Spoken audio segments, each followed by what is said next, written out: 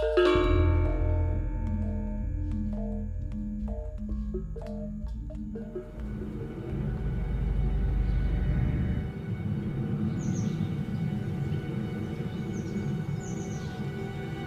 ketinggian, tampak Kabupaten Klaten membentang indah di antara hijaunya sawah dan saksi megahnya perjalanan peradaban masa lalu. Klaten yang dijuluki Kota Seribu Candi ini menyimpan jejak sejarah yang menakjubkan. Di sudut perbatasan antara Yogyakarta dan Klaten, berdiri sebuah candi yang memikat mata, menjadi simbol keagungan budaya dan saksi bisu kejayaan leluhur yang masih memancar hingga kini.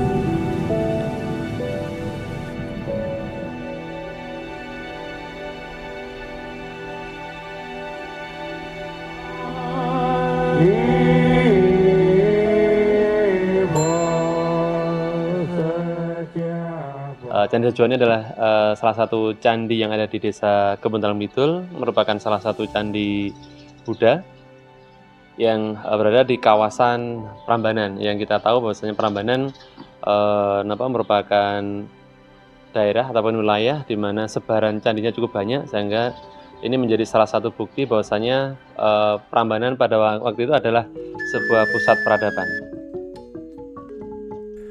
Menarik diri ke pojok timur Klaten, di antara riuhnya pemukiman dan hamparan padi yang menari di tiup angin, berdirilah Candi Sojiwan yang tak hanya menjadi identitas budaya, tetapi juga simbol harmoni antara manusia, alam, dan spiritualitas.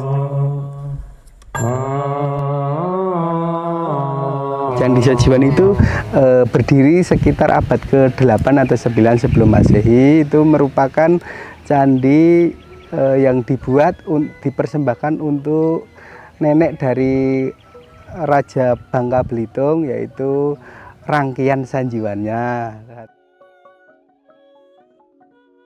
Pemerintahan kolonial Belanda juga terkait dengan peninggalan situs itu menjadi salah satu perhatian. Jadi pada waktu itu memang dengan kondisi yang ditemukan, candi ini dalam kondisi roboh sekitar 40%.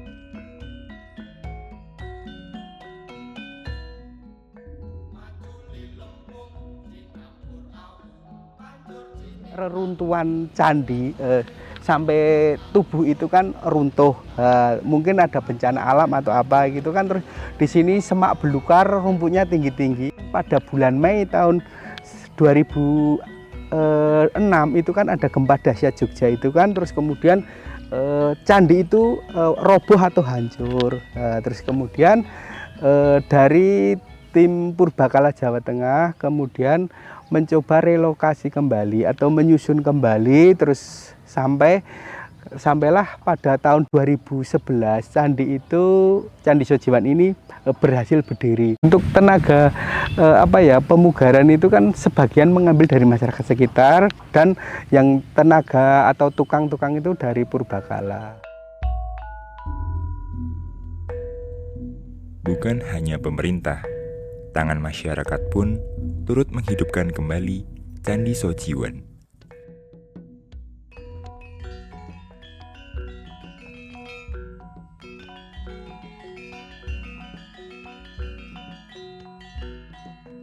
Pada waktu candi ini proses pemugaran, masyarakat sangat mendukung sekali karena apa?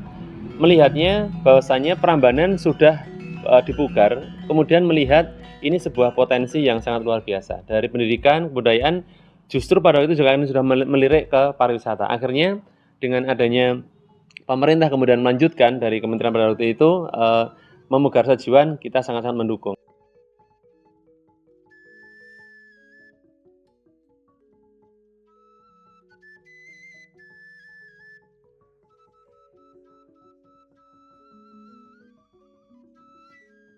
Juga Candi Sajiwan berbahan andesit sama seperti candi-candi yang lain, dan untuk pagarnya itu berbahan batu tuf atau batu putih.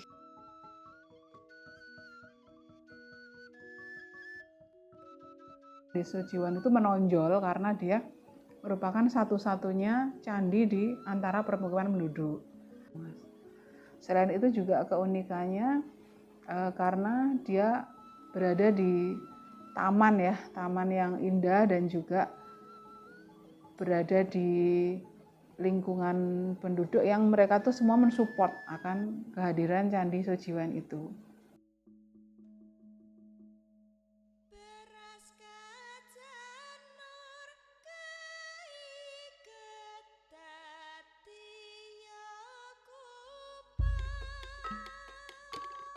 Candi Sojiwan juga dipugar dengan masih banyak batu aslinya. Jadi kan kalau syarat pemugaran itu paling tidak itu ada ya sekitar 70% batu asli.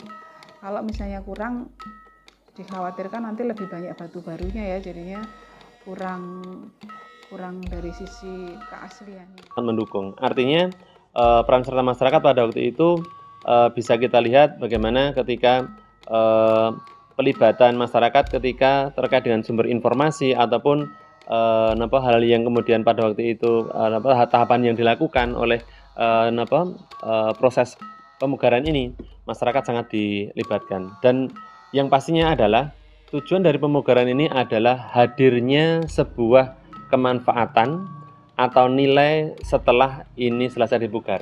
Di 2011 candi ini kemudian purna pugar, kemudian dari pemerintah dalam ini tugas untuk melestarikan dari candi ini menjadi salah satu tugas dari kementerian atau dalam Indonesia diampu oleh BPK Wilayah 10 ya untuk kemudian pelestariannya. Tetapi apa artinya candi ini dipugar kalau tidak bisa menghadirkan kemanfaatan? Kami pun juga merasa sangat bangga dengan adanya pemugaran ini. Kita juga mendapatkan informasi dari BPK Wilayah 10 terkait dengan nilai yang ada di Sojiwan. Salah satu nilai yang sangat luar biasa, pendidikan karakter yang disimbolkan dalam relief binatang, relief fabel. Artinya inilah yang kemudian sebuah nilai yang kemudian pada waktu itu disampaikan ke kita masyarakat, bahwasanya candi ini mengajarkan ataupun mendidik kita untuk kemudian belajar bagaimana nenek moyang kita pada waktu itu ingin meninggalkan sebuah nasihat, wejangan kepada kita diwujudkan dalam bentuk relief. Dan dari relief itulah kami masyarakat Kabupaten Kidul pada pasca pramugar kemarin ada pendampingan dari UNESCO untuk kita mencoba menggali relief tersebut, kita jadikan menjadi sebuah inspirasi untuk proses pemanfaatan. Ya, ciri khusus dari Candi Sojiwan itu kan di kaki candi itu terdapat 20 relief cerita fabel binatang yang intinya itu bisa kita ambil hikmahnya untuk kehidupan yang sekarang atau yang masa datang. Nah, selain itu Candi Sojiwan yang dibangun pada abad ke-9 ini juga memiliki keunikan karena di situ itu ada relief Jataka. Jadi Jataka itu cerita pada masa lalu Buddha yang di situ ada relief yang mengelilingi kaki candi. Jadi di kaki Candi Sojiwan itu sendiri ada cerita fabel, cerita kisah-kisah relief-relief yang berisi ada 20 panel relief tentang tentang pelajaran-pelajaran moral dari binatang-binatang fabel yang bisa menjadi kebijaksanaan atau hikmah dari Candi Sojiwan tersebut. Tetapi karena usia dan juga karena karakteristik batu yang mungkin sudah berusia ratusan tahun ya, sehingga dari 20 relief itu hanya sekitar 16 yang bisa terbaca dengan jelas, sementara yang 4 lainnya itu sudah aus seperti itu. Dan juga belum tentu semua candi, semua relief Jataka itu, relief cerita binatang itu bisa diketahui artinya, dikarenakan keterbatasan kajian yang sudah pernah dilakukan hingga saat ini, seperti itu. Memang pada dasarnya candi itu kan terdiri dari 3 bagian, yaitu terdiri dari candi, itu bagian kaki candi, tubuh candi, dan atap candi. Dan ciri khusus dari candi yang agama Buddha itu ada stupa yang ada atas di sana. Terus sedangkan di sini yang depan itu ada gapuro kan. Gapuro itu merupakan identik dengan candi Hindu. Jadi candi Sojiwan ini perpaduan antara candi Hindu dan candi Buddha. Untuk yang atas itu yang candi utama itu kan Buddha, terus dengan adanya gapuro di depannya itu Hindu. Jadi itu perpadu. Candi Sojiwan lahir dari rahim waktu, mahakarya Raja Hindu Dyah Balitung, sebagai penghormatan bagi neneknya yang beragama Buddha, Nini Hajirakian Sanjiwana. Atas perintah Sanjiwana, Desa Rukam dijadikan tanah perdikan dan rakyatnya menerima amanah suci untuk memelihara bangunan di Limwung, tempat Candi Sojiwan bersemayam dalam keheningan yang agung.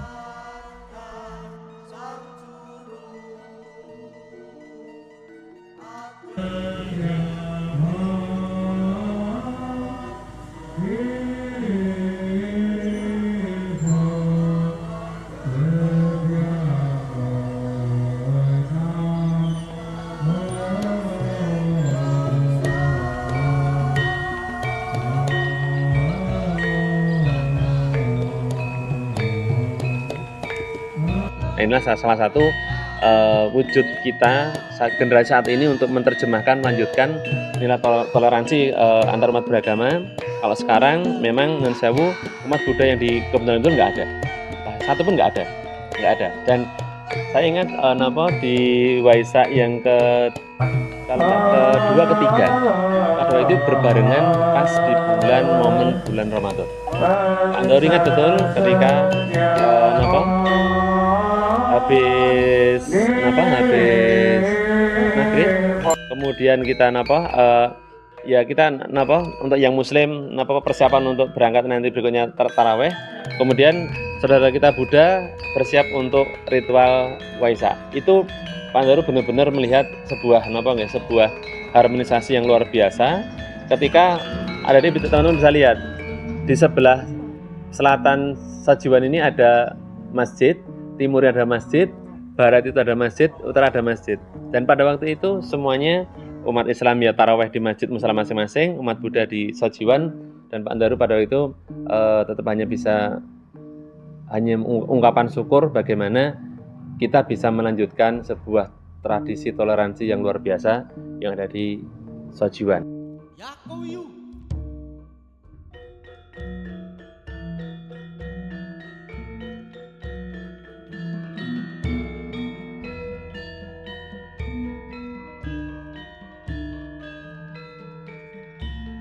Nah, di sisi lain, pemerintah daerah juga bekerja sama dengan pemerintah desa.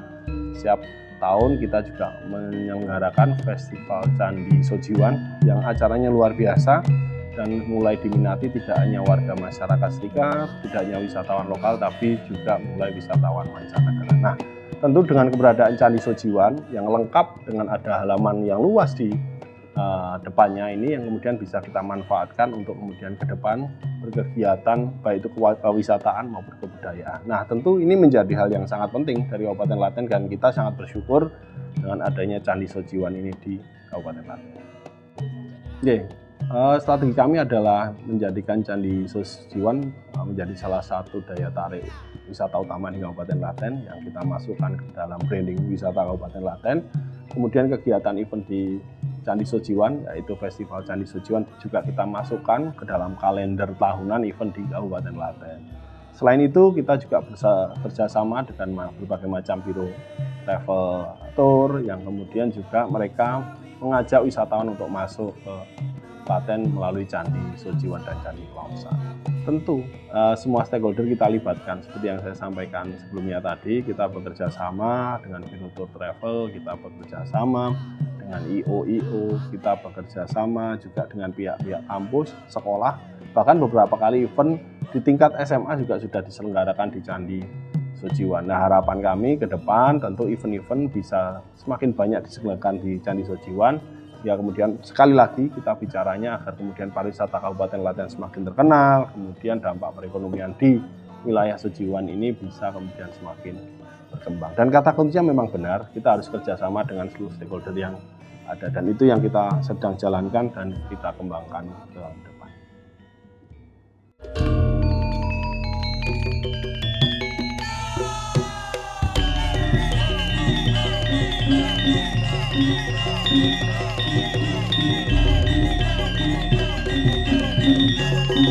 Thank you.